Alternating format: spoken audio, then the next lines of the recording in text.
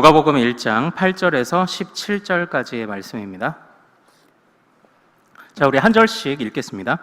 마침 사가랴가 그 반열의 차례대로 하나님 앞에서 제사장의 직무를 행할새 전례를 따라 제비를 뽑아 주의 성전에 들어가 분향하고 모든 백성은 그 분향하는 시간에 밖에서 기도하더니 주의 사자가 그에게 나타나 향단 우편에 선지라.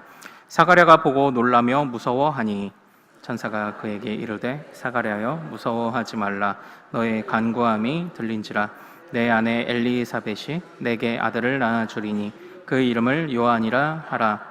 너도 기뻐하고 즐거워할 것이요 많은 사람도 그의 태어남을 기뻐하리니 이는 그가 주 앞에 큰 자가 되며 포도주나 독한 술을 마시지 아니하며 모태로부터 성령의 충만함을 받아 이스라엘 자손을 주 곧 그들의 하나님께로 많이 돌아오게 하겠음이라. 그가 또 엘리야의 심령과 능력으로 주 앞에 먼저 와서 아버지의 마음을 자식에게 거스르는 자를 의인의 슬기에 돌아오게 하고 주를 위하여 세운 백성을 준비하리라. 아멘. 아멘. 자, 오늘 우리가 함께 읽은 이 말씀 통해서요, 우리 자녀를 부르셨다라는 제목으로 은혜를 같이 나누도록 하겠습니다. 어떻게 식사 맛있게 하시고 또 시원한 커피, 아이스크림도 하나씩 드셨습니까? 네, 아직 못 드셨군요. 우리 자식들 주느라고 많이 안 드셨나 봅니다. 네, 그래도 같이 또 교제하시면서 카페에 준비해 주신 또 많은 것들 잘 누리시면 좋겠습니다.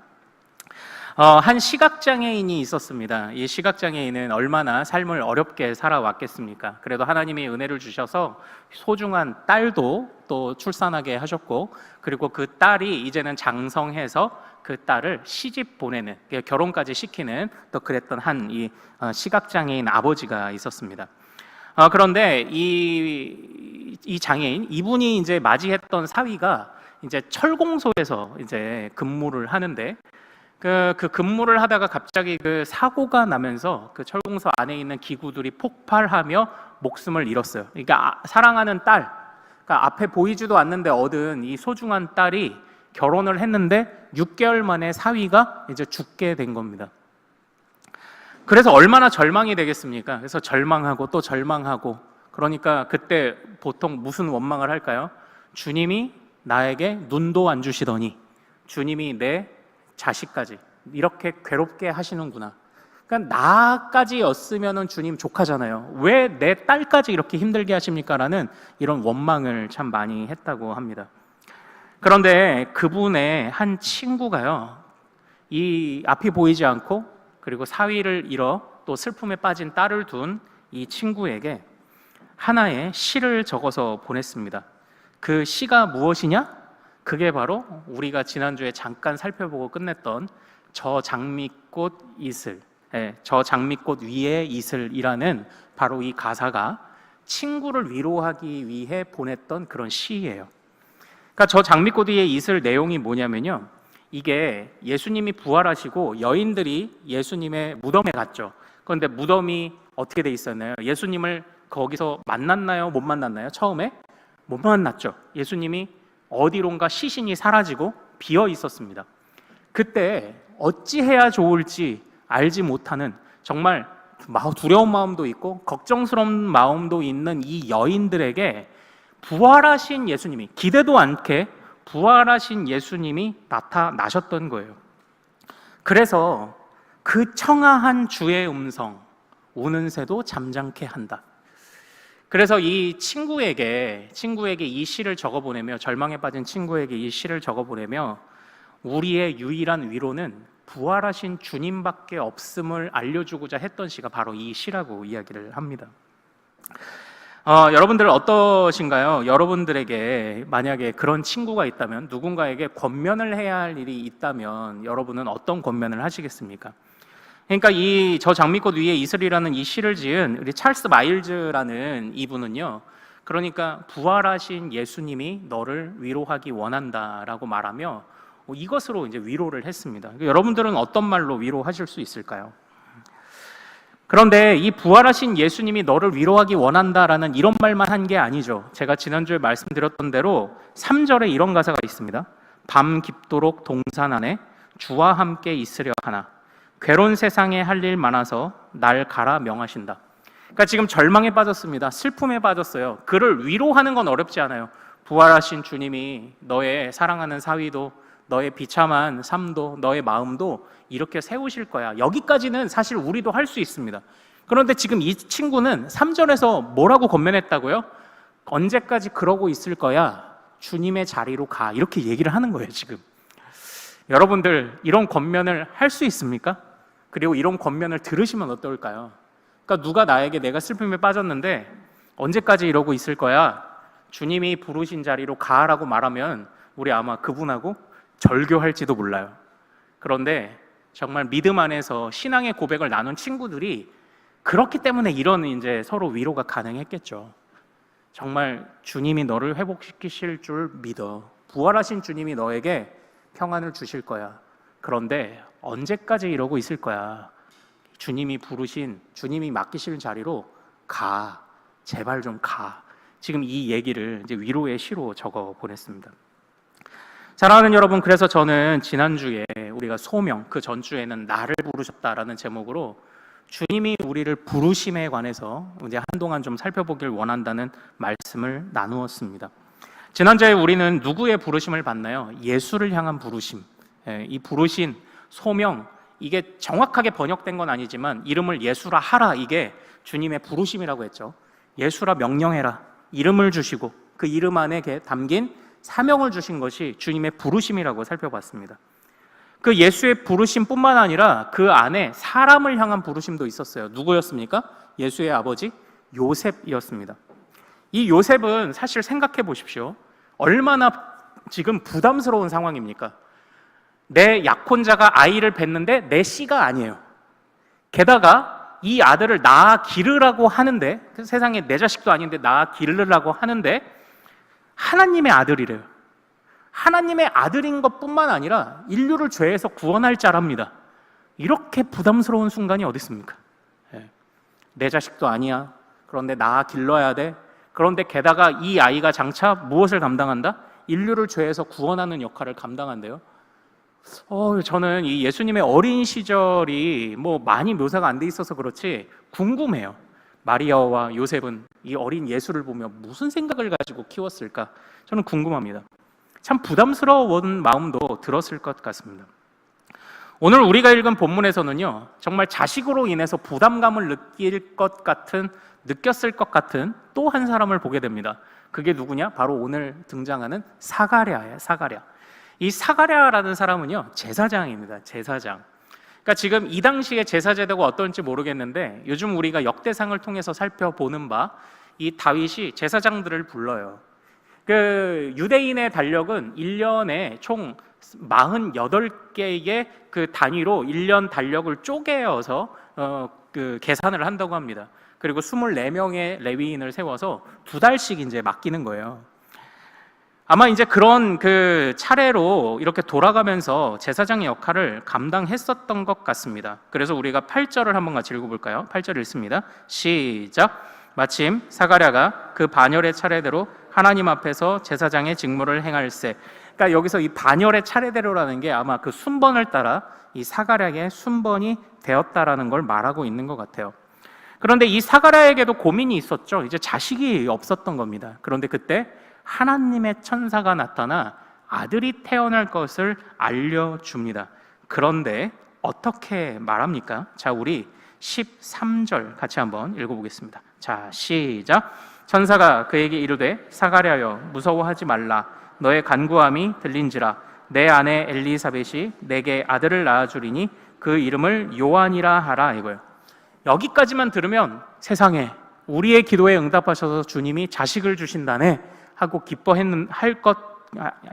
했을 텐데 그 14절과 15절을 보면 이제 여기서부터 부담스러운 얘기가 등장하기 시작합니다. 16절까지 14절부터 16절까지 보죠. 자, 시작. 너도 기뻐하고 즐거워할 것이요 많은 사람도 그의 태어남을 기뻐하리니 이는 그가 주 앞에 큰 자가 되며 포도주나 독한 술을 마시지 아니하며 모태로부터 성령의 충만함을 받아 이스라엘 자손을 주 곧 그들의 하나님께로 많이 돌아오게 하겠음이라. 아멘. 여기서 보십시오. 14절에 보면 그 아이가 태어나면 너도 당연히 기쁘겠지? 그런데 많은 사람도 기뻐할 거야. 여기까지 좋아요. 그런데 15절을 보면 주 앞에 큰 자가 되고, 이게 여기까지 좋아요. 근데 그 다음부터 부담스러운 이야기가 이어지기 시작합니다. 포도주나 독한 술을 마시지 아니하며. 이게 뭘 의미하는 걸까요? 이게 민수기 6장에 나오는 나실인이라는 겁니다. 나실인. 하나님께 부름받은 백성들 중에 더욱 특별하게 자신을 헌신하기로 다짐하는 사람들이 나실인이에요. 나실인. 이 나실인.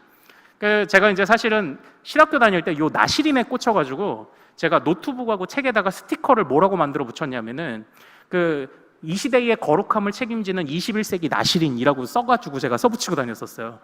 그것처럼 내가 지금 그대로 살고 있는지 아이고 참. 그래서 이 시대의 거룩을 책임지는 21세기 나실인, 하나님께 헌신된 자들 중에 더욱 특별히 헌신된 자들이 나실인이죠. 근데 이 나실인의 서약이라는 게 결코 간단하지가 않습니다. 일평생 머리에 삭도를 대지 말며, 그러니까 삼손처럼 자르면 안 돼요. 그리고 독주도 안 돼요. 그러니까 일반적인 삶이 안 되는 겁니다.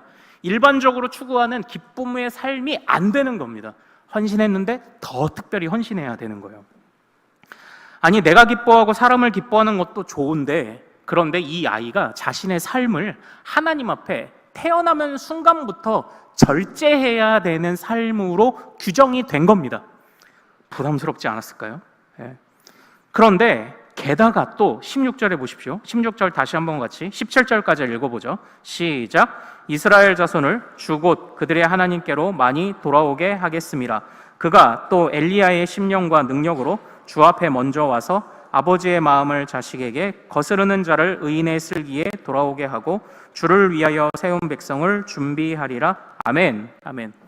여기에서 이 이스라엘 자손을 주 앞에 돌아오게 하리라, 참 귀중한 거죠. 어떻게 보면 제사장으로서 갖는 영광입니다. 아마 이 말씀까지 들었으면 내가 제사장이니까 내 자식도 제사장이지, 자연스러운 제사장의 역할을 맡기시는 정도로 생각했을 겁니다. 그러나 17절은 그렇게 말하고 있지 않아요. 엘리야의 심령과 능력을 주신답니다. 이 말이 왜 부담스럽게 들렸을까라고 제가 추측을 하냐면, 엘리야는 그렇게 편한 삶을 살지 않았거든요. 엘리야는 기적을 행하고 갈멜산에서 전투해서 승리했지만 이세벨이 그를 항상 죽이려고 호시탐탐 노렸습니다. 다시 말하면 엘리야는요, 항상 거부당하고 외면당하는 사람이었습니다. 항상 혼자 싸웠습니다. 그런데 여러분들이 만약에 우리의 자녀가 태어났는데 이런 삶을 살아야 한다고, 빠져나갈 수 있는 길이 없다고 규정되어 우리에게 전달되었다면 부모로서 마음이 어땠을까요? 부모로서요. 그러니까 우리의 보통 참 두 마음이 있는 우리의 일반적인 삶이 참 그렇지 않습니까? 능력을 받는 건 환영해요. 그러나 고난을 받고 싶어 하진 않죠. 능력을 받는 건 좋아요. 그러나 고난을 받는 것은 원치 않습니다. 심지어 하물며 이 처음에 제가 이제 저 장미꽃 위에 이슬의 배경이 되었던 그분처럼, 아니 나만 앞이 안 보이면 나만 고생하면 됐지, 왜 하나님 내 딸까지 고생시키십니까? 이게 솔직한 부모의 마음입니다. 근데 지금 이 사가랴가 받은, 이 천사로부터 받은 이 소명은요, 그렇게 참 쉽지 않은 것이었습니다. 그렇게 어려운 것이었습니다. 사랑하는 여러분, 저는 오늘 사실 이제 우리 자녀를 부르셨다라는 제목으로 결국 뭐예요? 결론은 사실 나와 있습니다. 우리가 지금까지, 지난주까지 살펴본 바가 뭡니까? 우리를 부르신 주님은 항상 우리를 두 가지로 부르세요. 하나님을 위한 나, 그리고 공동체를 위한 나.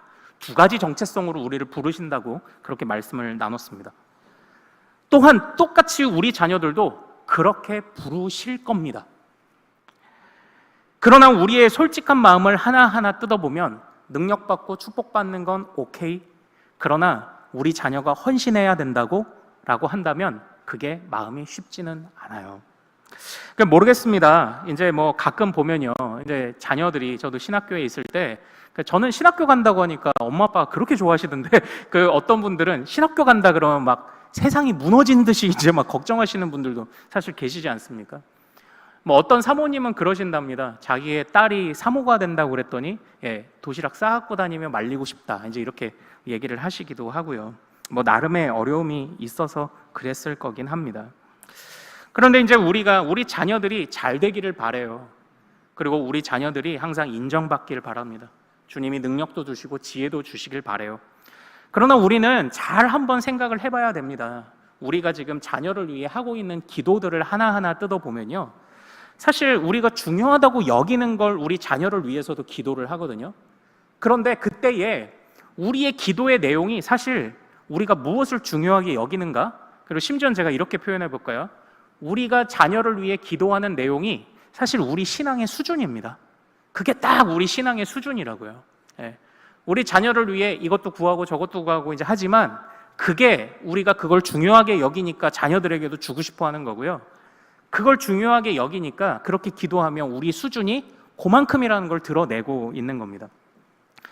그러나 우리가 이제 서두에 이야기했던 것처럼 정말, 그리고 우리가 오전에도 살펴봤던 것처럼 능력은 받고 싶지만 고난은 받고 싶지 않고, 주님께 축복은 받고 싶지만 쓰임 받는 것은 조금 조심스럽고, 정말 이러한 모습들이 우리가 자녀를 위해 바르게 정말 간구하고 애쓰고 있는가, 우리가 한번 좀 돌아봐야 할 필요가 있다는 거죠.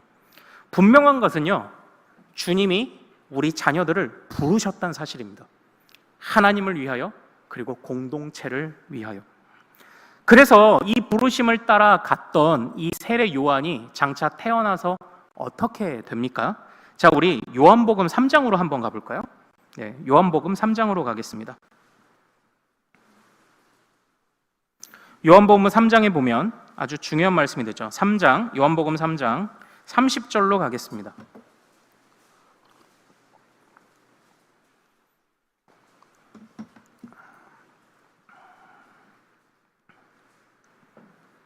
요한복음 3장 30절입니다. 잘 하시는 말씀이죠? 같이 읽겠습니다. 시작. 그는 흥하여야 하겠고 나는 쇠하여야 하리라 하니라. 아멘. 어느 날 이 세례 요한이 많은 제자들을 데리고 광야에서 세례도 주고 가르치고 있는데, 그때 한 제자가 와서 이렇게 얘기합니다. 선생님, 이제 세례 요한에게 말하는 거예요. 선생님, 저기 나사렛 예수라는 사람이 우리에게 와야 될 사람들을 다 데려가고 있습니다. 이렇게 얘기를 하는 겁니다. 근데 그때 이 세례 요한이 예수님을 몰랐던 건 아니죠. 왜? 사촌 형이니까, 친척이니까 알았겠죠. 그런데 그때 이 세례 요한이 뭐라고 이야기를 한 것입니까? 바로 이 30절 이렇게 이야기한 겁니다. 그는 흥하여야 하겠고 나는 쇠하여야 하리라, 이렇게 얘기를 하는 겁니다. 그분이 그렇게 되는 게 맞아. 그리고 심지어는 너도 그분에게 가야 돼 라고 이렇게 얘기를 하는 거예요. 그래서 예수님의 제자 12제자들을 추적하다 보면 그 중에 몇 명은 세례 요한의 제자였을 것으로 추정되는 그런 사람들이 있습니다. 세례 요한이 진짜 보낸 거예요. 그런데 우리가 지금 지난주에 살펴봤던 말씀과 비슷하지 않습니까? 우리는 지난주에 예수님이 제자들을 어부로 부르실 때 사람을 낚는 어부라고 우리는 번역했지만 실제적으로는 어떻게 되어 있다고 봤죠? 사람의 어부, 사람을 위한 어부로 너희를 삼겠다라고 이렇게 지난주에 우리가 말씀을 배웠습니다. 세례 요한이 딱 그 삶을 사는 거예요. 능력 받았어요.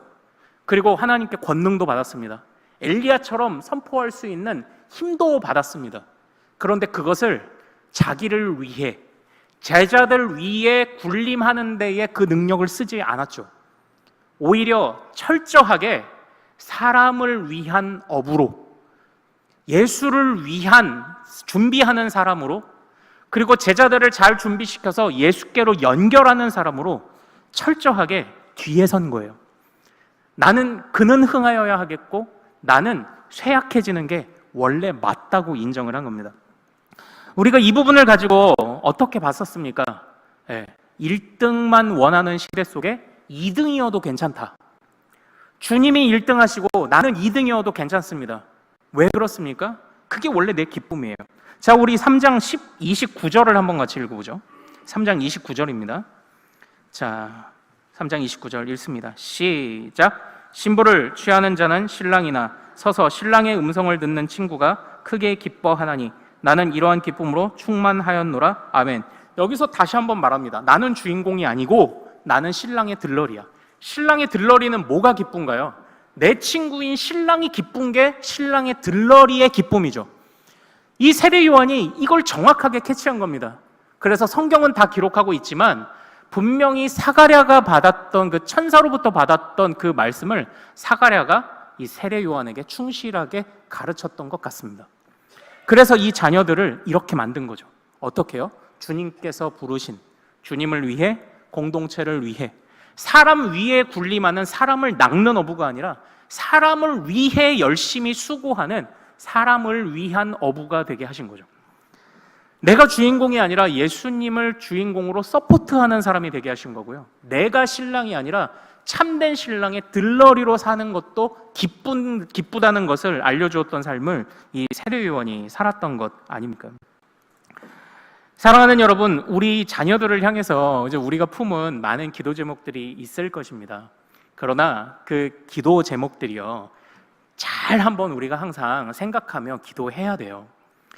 다시 말씀드리지만 우리가 자녀들을 위해서 기도할 때 그 기도의 내용이 우리가 중요하게 여기는 걸 겁니다. 그리고 그 중요하게 여기는 것이 무엇이냐에 따라서 그게 우리의 신앙의 수준을 결정한다고요. 그러니까 종교개혁 이후에 청교도들이 활동하던 한 1700년대에 이제 미국으로 청교도들이 많이 이주를 했습니다. 그리고 감사하게도 그 미국 땅에 대부흥이라는 것이 일어나요. 진짜 어마어마한 사람들이 이 부흥의 시대에 나오게 되었습니다. 그런데 그 부흥의 시대를 분명히 지나왔고 부흥의 시대를 살았는데 그 부흥의 시대가 점점 이제 좀 고민은 해봐야 돼요. 이 부흥의 시대가 확 왔다가 왜 점점 사그라들까도 좀 생각해봐야 되는데, 그때의 부흥의 시대 이후에 이 조나단 에드워즈라는 이 청교도의 위대한 지도자가 그 지나온 시기들을 보면서 회상하며 쓴 책이 하나 있어요. 그게 뭐냐? 신앙 감정론이라는 책입니다. 또는 영적 감정을 분별하라, 이렇게 번역이 됐는데 나중에 기회가 되면 한번 같이 읽어보세요. 한번 읽어보십시오. 그러니까 이분이 왜 신앙 감정론이라는 책을 썼냐면, 부흥의 시대를 지날 때 우리 모두가 다 진짜 성령 충만하고 뜨거운 것처럼 느꼈다는 겁니다. 그런데 그 부흥의 시대가 모두가 뜨거운데 왜 점점 식어가지에 대한 고민을 한 거예요. 그때에 이분이 이 신앙 감정론이라는 책을 통해 밝힙니다. 우리가 주님 앞에 참된 신앙을 가지고 있는지는 겉모습으로는 드러나지 않는다요. 겉으로는 신앙생활을 잘하는 것처럼 보여도 그 사람이 하나님 앞에 인정받지 못할 수 있다는 것을 굉장히 두꺼운 책에서 서술을 하기 시작을 합니다. 그때에 이 조나단 에드워드라는 이 목사님이 제시하시는 것이 뭐냐면요, 결국 하나님만 아신다는 거예요. 하나님만 아신다. 그럼 또 하나님이 아시면 누가 알까요? 내가 알아요. 내가. 그래서 이분이 제시하시는 것들이요, 몇 가지가 있습니다. 우리의 신앙이 정말 참된 신앙인가? 겉으로 드러나는 사람들의 평가는 잠시 제쳐두고, 중요하지 않다는 건 아니에요. 잠시 제쳐두고 우리의 내면을 살펴보십시오. 그런데 저는 오늘날 우리의 신앙이 하나님 앞에서, 그러니까 이게 내가 그냥 분위기에 휩쓸리는 그런 감정이 아니라 정말 주님 앞에 인정받는 나의 온전한 뜨거움인가를 판별하는 그런 바로미터로서 오늘날 우리가 자녀들을 위해 하고 있는 기도를 돌아보자는 거예요. 그 자녀들을 위해 무슨 기도를 하고 있나? 능력을 받기는 원하는데 자녀들이 고난받기는 우리가 기도하지 않고 있나? 우리 자녀들이 잘 되기를 바라는데 하나님을 위해, 사람을 위해 쓰임받기는 혹시 우리가 기도하지 않고 있는 것은 아닌가? 우리가 무엇을 중요하게 여기며 그리고 그것을 자녀를 위해 어떻게 기도하는가? 그게 이제 우리의 신앙의 수준이라는 거죠. 그것을 찬찬히 돌아보면 우리의 외형으로 포장되어 있던 우리의 믿음의 민낯이 드러나는 거죠. 그게 자녀를 위한 기도를 돌아보면 그런 마음들이 분별될 수 있겠더라고요. 하나님은 아시고 나는 아는 거죠. 그렇기 때문에 우리는요, 이 교정되어야 할 필요가 있습니다.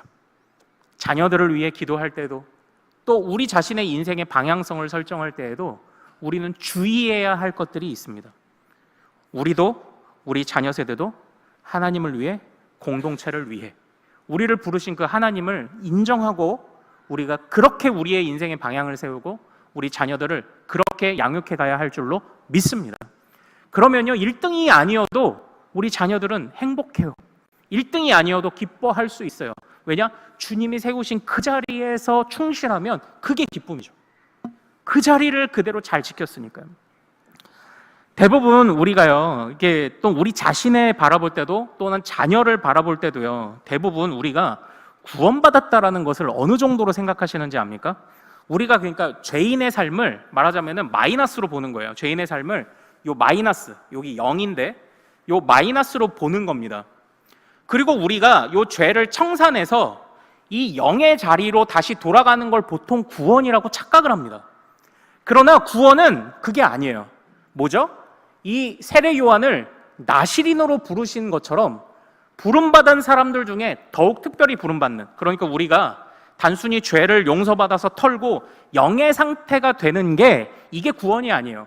영보다 더 해야 하는 거예요. 더 영에서 멈추는 것이 아니라 우리의 지난 마이너스된 삶을, 죄악된 삶을 털어주신 주님과 더불어 영에 머물러 있는 것이 아니라 여기에서 더 전진하는 겁니다. 플러스 플러스 플러스, 더 헌신하고 더 헌신하고 더 헌신하고, 이걸 구원이라고 말해요. 그러니까 우리가 주님이 우리를 하나님의 형상으로 만드시고 그냥 이렇게 그냥 매일 그렇게 그 모양으로 살라고 우리에게 주신 게 아니죠. 주님은 명하셨습니다. 세상을 다스리고 가꾸라고 명하셨습니다. 우리를 영의 상태로 머물라고 말하시지 않았습니다. 하나님이 우리를 부르시는 구원은요, 영에서 머무르지 않아요. 더 나아가요. 더 나아가고 더 나아갑니다. 그래서 오늘 우리 누가복음 1장으로 다시 오죠. 누가복음 1장의 17절을 같이 한번 읽어봐요. 여기서 우리가 중요하게 봐야 하는 단어가 하나 등장합니다.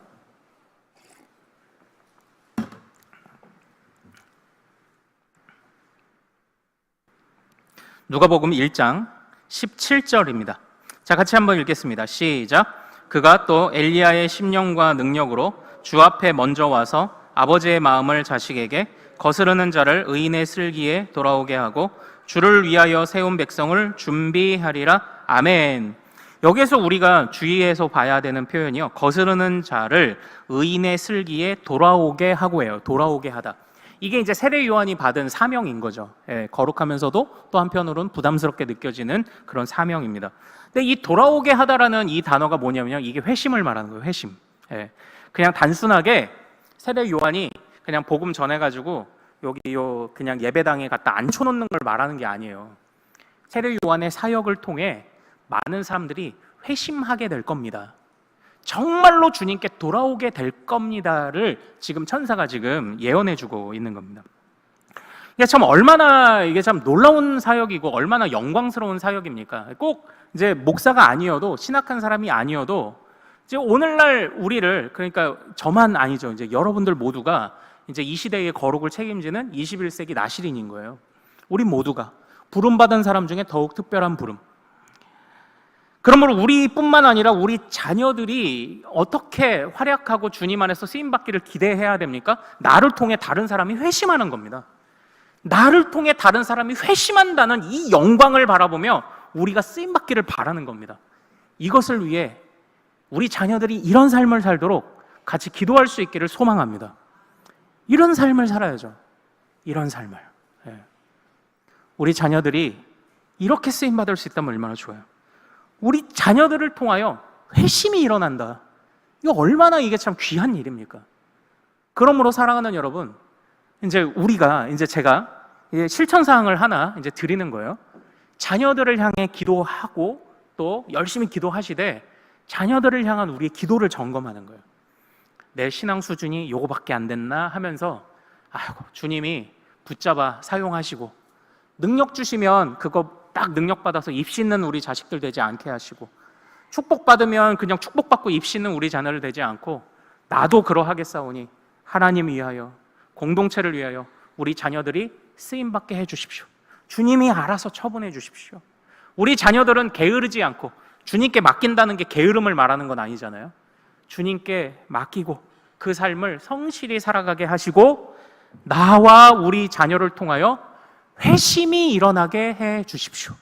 우리가 이런 기도 제목을 어떤 것보다도 가장 앞서 할 수 있기를 소망합니다. 우리의 신앙이요, 이게 겉으로 드러나는 게 아니라 정말 주님 앞에서 인정받아야 되잖아요. 우리 오전에 오늘 두 가지를 배운 겁니다. 우리의 기도, 첫 번째 뭐예요? 감사하고 또 감사하는 거죠. 왜 그렇습니까? 나는 매일 죽는데 매일 살아나기 때문이에요.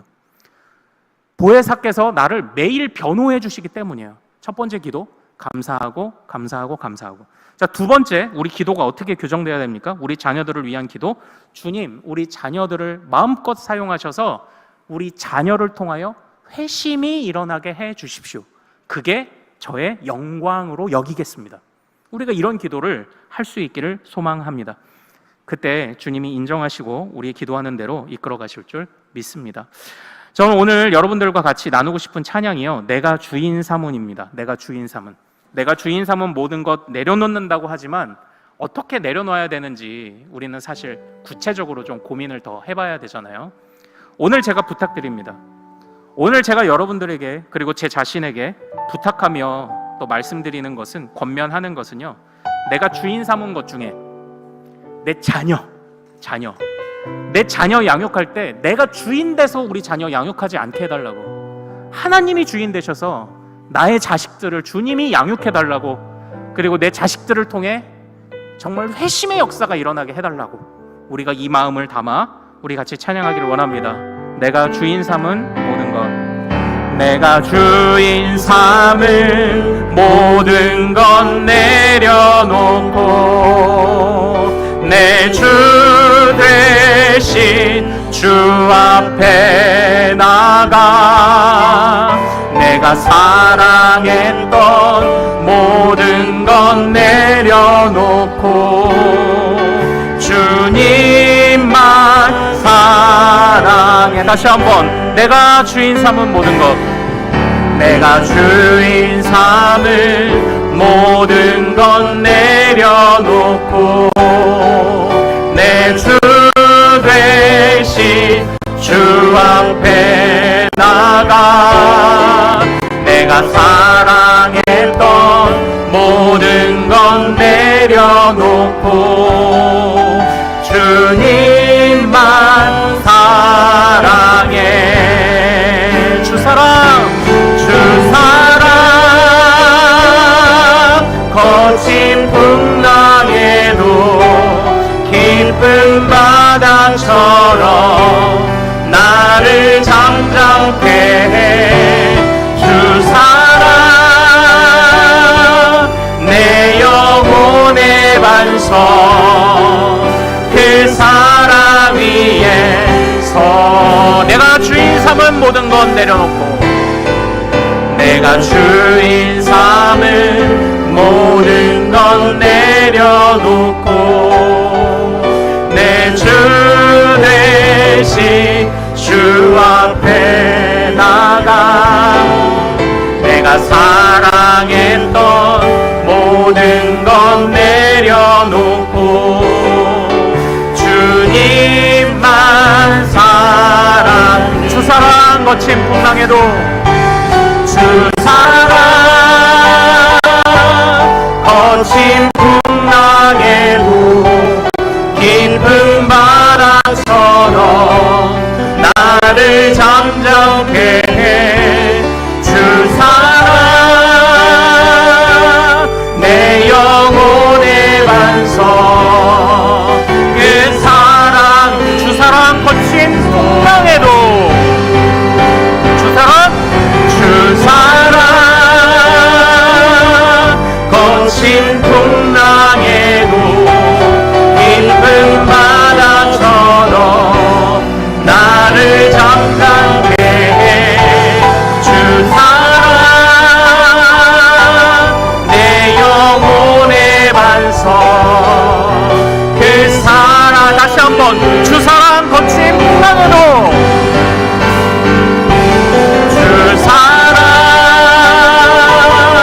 거친 풍랑에도 깊은 바다처럼 나를 잠잠케 해. 주 사랑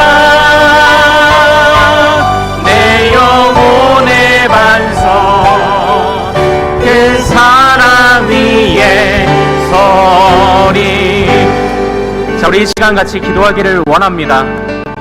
하나님, 정말 예수님의 육신의 아버지 요셉도, 세례요한의 아버지 사가랴도 모두가 정말 부담스러운 소명을 받았습니다. 그러나 기쁘게 순종하였습니다. 그래서 아기 예수님이 성장하셨고, 그래서 세례 요한이 찾아와 열심으로 사역했습니다. 세례 요한을 통해서도 회심이 일어났고, 예수님을 통하여 그들의 회심이 완성되었습니다. 이 한 사람, 이 요셉의 순종을 통해, 사가랴의 순종을 통해, 그렇게 주님 앞에서 우리도 정말 우리 자녀들을 통해 회심의 역사가 일어나기를 바라며, 하나님을 위해, 공동체를 위해 쓰임받는 우리 자녀 되도록 이 시간 같이 기도하기를 원합니다. 또한 우리의 기도도 성숙해지기를 원합니다. 감사하는 기도를 매일 하게 하소서. 또한 우리 자녀들을 위해 하는 기도들을 면밀히 잘 살펴보며, 내가 무엇을 구하고 있는지, 무엇을 중요하게 여기는지, 내 신앙이 이것밖에 안 되면 안 되는데 하면서 우리의 마음을 또한 돌아볼 수 있는 그런 기도를 하게 해달라고, 정말 우리를 통해, 자녀들을 통해 우리를 부르신 하나님께서 원하시는 회심의 역사가 일어나게 해달라고 우리 주여 이름 크게 한번 부르고 자녀들을 위해 기도합니다. 주여!